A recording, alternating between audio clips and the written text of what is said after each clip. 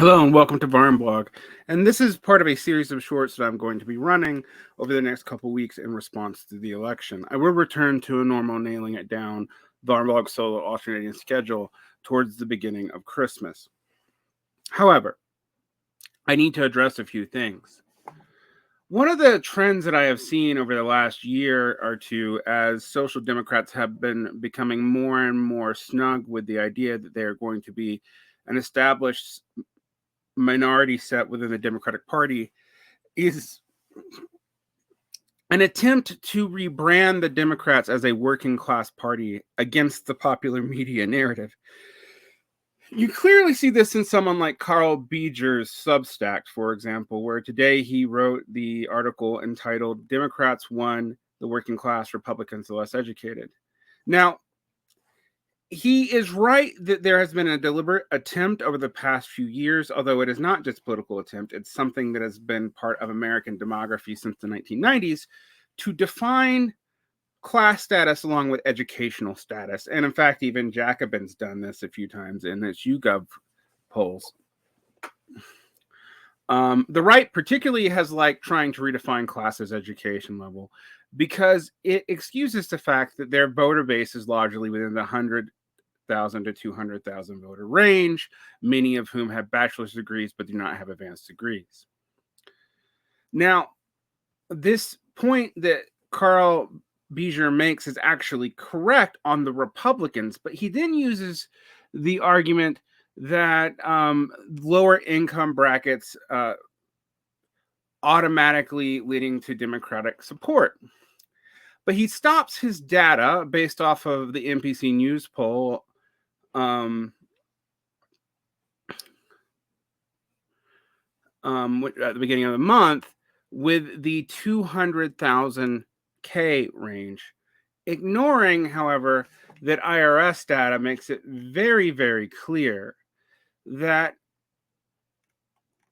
people making over $500,000 a year are 65% Democrats. Now, yes, libertarians and whatnot have been trying to make a lot of hay with this, but it cuts against Beijer's narrative that the Democrats are a party of the working class, where Republicans are a party of the less educated, and that there is a trend to see the precariat parts of the quote professional managerial class, a non-class in my opinion, as a real Democratic voting bloc. Clearly, that's never been the case. However, also, Carl is cutting off the stats, and looking at stats from 2019 and 2020 that ignores the fact that actually, yes, Virginia, the Democrats do have a richer and richer upper base. It's a smaller portion of the population because there's just less people at that income level. Now, I would surmise, although I've found little data on the ultra rich, that if you were to flip it back again, you would see that amongst the ultra rich, that the party preferences are probably split about 50-50. And that local industry would actually dictate how they feel, not any particular blanket statement on income brackets. But you don't correct an error viewing education as a sole proxy for class in a time where degrees are required for more and more employment, and in a time where decredentialization is only now beginning, and not dealing with the fact that a lot of wealth was accumulated by baby boomers who were by and large not college educated, with another error pretending that there's a 1-to-1 ratio of poverty to vote to supporting the Democratic Party, because the Democratic Party clearly actually supports social democratic positions. And 4 years ago, Carl Beijer would not be making this argument himself, I'm guessing. We have to deal with the fact that social democrats have wedded themselves, whether we like it or not, to the Democratic Party.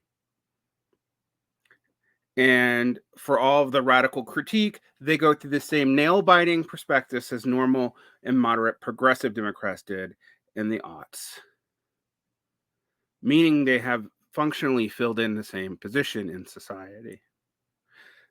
Furthermore, a lot of the racial narratives on this is interesting as well. The two states where the Republicans and the Trumpists did the most consolidation was Florida and Texas. States with a high immigrant population, 21% of Florida is not born in the U.S., a high percentage of people of color, and a high percentage of people from outside the state.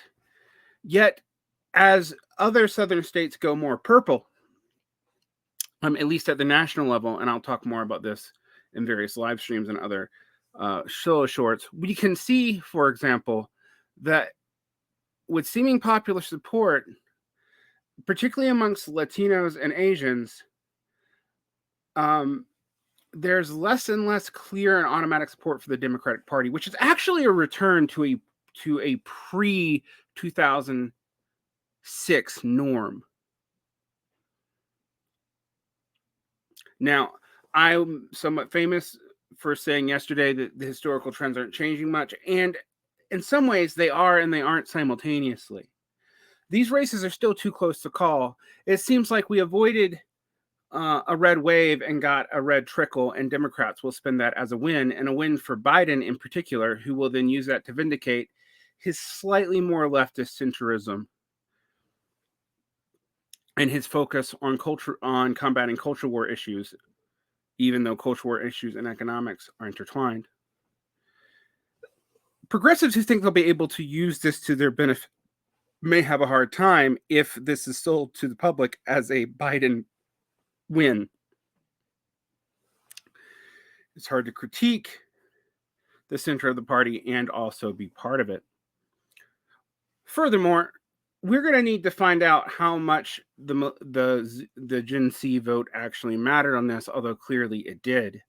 One of the things that complicates that is even though Gen Z votes in large numbers, it's a small generation.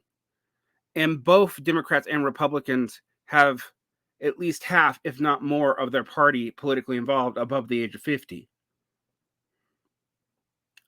Millennials voting more may change that, but it's hard to see where things are actually going. So this is the first taste of what we're talking about. But one thing I want you to notice is the way in which social Democrats no longer see themselves as an opposition within the Democrat Party, but part of its defense.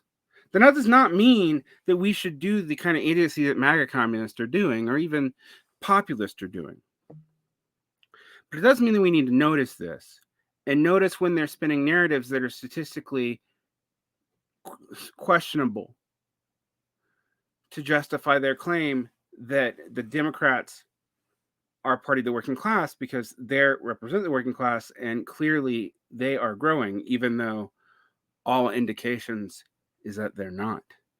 The DSA has lost 12,000 from good standing last I heard. And I have yet to see reports on how DSA candidates specifically did in this race. Many of them are still too close to call as I'm recording this. It's also not clear if the Republicans will take the Senate or not, although it looks like a no. More to come and more to talk about because there's much to parse out here.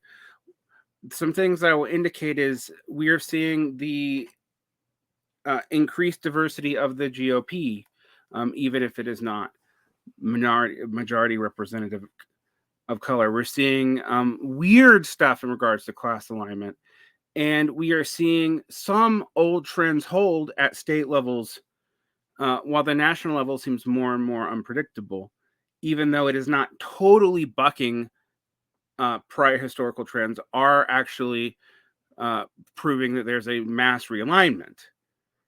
It's going to take a long time to parse out what's actually going on. And with that, good luck. We have much to talk about.